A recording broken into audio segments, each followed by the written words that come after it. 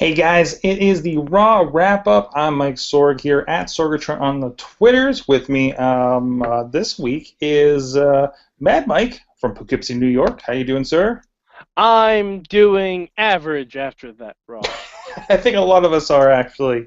I Um, feel like someone jumbled up the pages. a little bit. Well, we'll get into the Raw Roulette. They did it with the script here tonight. But again, this is the Raw Wrap Up. We do this every Monday, just with the Google Hangout, just using the simple tools, not the big studio thing like we do. That's Tuesday nights, 9 p.m. at WrestlingMayhemShow.com. But you can join us here right after Raw goes off here on at least the East Coast feed here in America. I know people can find us wherever. You can drop in. We actually open up, and I'll do that right now, open up the QA app here on the Hangout, and you guys can ask questions as we go. And I know there is a new audience feature, so if you like certain parts of the show as you watch live, you can hit the button, a little applause thing happens, hit the thumbs up, the thumbs down. We can figure out what works and doesn't work during this show. So with that, Mike, we talked about this a little bit before we got into this on the our hangout during the show. I really feel like, yeah, I agree with you guys. It feels like the Raw segments were put on shuffle tonight. I don't like unless that segment was Mark Henry pulling out all of the patriotic gimmicks WWE has ever had to really rally the troops. Like Lex Luger comes out, Hacksaw comes out, the Patriot Del Wilkes comes out, Bob Backlund comes out, Kurt Angle breaches his TNA contract and comes out. Like unless that's where they were gonna go with that segment, I I would understand that for a main event, like really a rally of the troops. But this, like, no. I mean, I don't even know what the point of it was. Like, was the point of it just to say, hey, Rusev can't put the accolade on until you see it for $9.99? Was that the whole point of it? Because, wow. Yeah, I'm with you. I know. I mentioned the well, 9/11 was Thursday, and then there wasn't any direct thing, but it does seem like kind of. I'm sorry, I got video going in the background. I think I'm the only one that could hear this. There we go. I feel like they're trying to ride the patriotic wave as far as that goes. Yes, it's weird that they put that on last, I think. They should have done that on SmackDown if that was supposed to be a 9/11 thing, because SmackDown is taped. So having that the main event for SmackDown, I get it. That makes sense. But they did have something patriotic on SmackDown. It's a weird decision. I'm sure we're going to see some kind of dirt sheet reports of this was changed, because it's just like when we were complaining because John Cena squashed the entire Wyatt family, basically, right? And we're like, oh, that was a last minute decision, or Vince said so, or something like that, despite everybody else saying no, we shouldn't do this. I feel like that's the kind of thing we're going to hear from this. Not that I want to get too much into the dirt sheety stuff for this. Okay, aside from well, that was a weird thing to be last, that we're kind of, as super Smarky fans kind of thing, what did you think of the segment? I mean, I think it was, I don't know if it's your go-home moment for a pay-per-view, but I still think we're going to see those be a little bit different now that we're pushing for your $9.99 and not your $65.95. Honestly, if this was still the Swagger and Rusev feud, I'd buy that more. I'd buy that more because I was more invested in the Swagger-Rusev feud. But Mark Henry literally just decided he was going to fight Rusev about 3 weeks ago. Right. It is like a last-minute pickup. We pushed off Swagger to Bo Dallas, and then we have this going on now. But again, kind of an odd thing to. I don't know. I don't know how to feel about it now.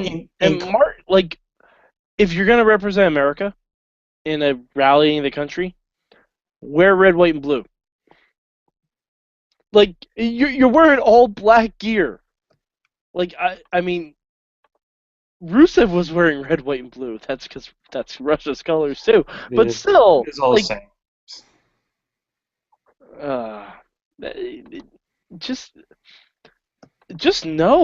Like, I don't even know what that thing was. But by the way, I mean, I do like they are building Rusev to be a giant monster. I love that. Great, and it's just going to be probably going to be him fed to Cena or somebody else, right? In the long run. But still, they're building it for a long time. This guy has been dominating one way or another since like probably the beginning of the year. Now I think about it. Well, after Raw at least, or after WrestleMania. Rusev, I think, was in the Royal Rumble match. He was, but they started pushing. But then they delayed his Mhm. official singles debut until after WrestleMania. I count the Lana inclusion as on Raw as that part. It's great. It's classic stuff. That's fine. Now, what I think they did do really well tonight, I think the John Cena thing was great. It was spread over 2 hours, just like back in the day when we had Stone Cold and Vince, and it spread over a couple hours. Like, that's the kind of segment. I'm not talking like I want Attitude Era stuff. I want something like the John Cena Heyman thing. Well, no, that is Attitude Era stuff. It's just a watered down version of it, which is fine. There's no boobs and swearing as much. I'm saying we're going to kick his ass, but the point where we do have like a storyline that threads through, and we quit it after 10 o'clock, yes. But like that is the kind of thing that I always enjoy about Raw, and I don't know, like. We don't do it as well. Like, we do a thing at the beginning. We have a backstage segment that always looks the same anymore. They're like, okay, let's go to the office, and Triple H is there, and they're talking about da-da-da, and somebody comes in, and we make another match. Like, it's so, like, they've been so paint by the numbers for so long, for 10 years, I mean, does Raw from 5 years ago really look much different than Raw now? Nope. I'm really surprised when they throw up some of these classic Raws from like the mid 2000s. It's like, no, not much different. Does Raw from 10 years ago look too different? No, it doesn't. Raw from 15 years ago. Everything flattened out. Oh yeah, you go back to Attitude Era. Yeah, it does look different. It looks rougher. But I think that was the appeal at the time. It looks like a rock concert the way the fans are with the signs and everything. It's so rabid. It's because everything that was going on during those shows meant something. Mm-hmm. I feel like tonight there was maybe 1 or 2 segments that actually meant something. There was some fun stuff. There was, but again, everything, like you were saying, like everything's paid by numbers. It's like, okay, let's go. What do we do this week? Well, we got to fill in the blanks because they're getting to the pay-per-view. We have the tag match with the Divas. I love, and I think you guys were pretty unanimous with this in the Hangout, the R. Ziggler side of things. I missed SmackDown this week, and I think they started it there. But I love that idea. I love the fake version, the stunt double versions, and they're both playing the same game as far as that goes. I'm completely under. Was it you? I tweeted the overheard, but I think it was Bobby who said it's the best thing that R-Truth has done since the Spider thing. Yeah, Bobby said that. Yeah. But I mean, that and the Cena and Heyman stuff. Like, those were the only 2 segments I thought mattered. We had 2 matches that are going to be on Night of Champions. We have 1 match. Rollins and Reigns. Rollins and Reigns, and the 6-man tag, which... Well, that's fine. That's a building thing. That's something that happens, right? I know, but... You may not like it, but that's happened since the dawn of wrestling. But I mean, there's better ways of doing it. There's better ways of doing Raw in general. Let's not get into that conversation. But I think the 6-man mix-up tag or something like that is fun.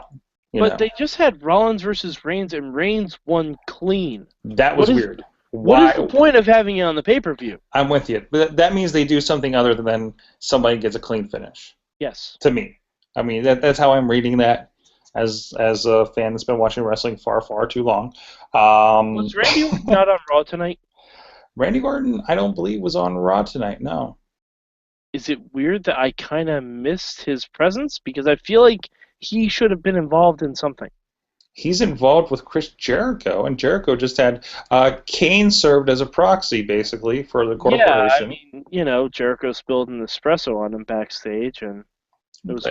I really wish they would just like shown that clip and said, and he's never gotten over it, and here we are. Well, no, I wish they just showed that clip and said, "Oh, this just happened backstage." And meanwhile, Kane is in the red mask. Jericho has long hair. The picture was going around of when this happened. It was 2002, and it's like Raw is Jericho T-shirt, long hair. You're right. It was the mask. It was the I call it the sexy phase for Kane, when he had like kind of the Bruce Beefcake cutout designs to his tights. It was an interesting throwback there. They really should have just played that on the app and said, "Oh, this just happened backstage. Now we're going to the match." Now we're going to the match. There you go. I don't know. Just see how many people actually watch the app stuff anymore. We just got trolled by WWE. That'd be so good. Like, if we booked the show. And if Edge ever came back, you'd have Edge and Booker T fight over yet another, like a conditioner commercial this time instead of a shampoo commercial. Oh no! Hair color just for men.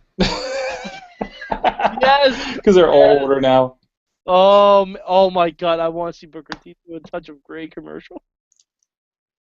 Okay, on that point, I really can't think of anything else from this Raw that's really worth talking about. I mean, other than like the dusts are amazing.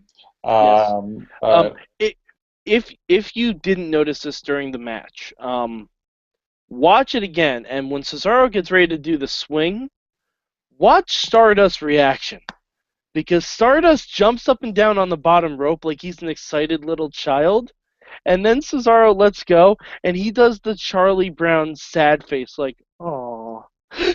Like he just is dejected. It's the most dejected person I've ever seen. There is a side to Cody Rhodes. I mean, much like I think we really got when it was Dustin with Goldust originally.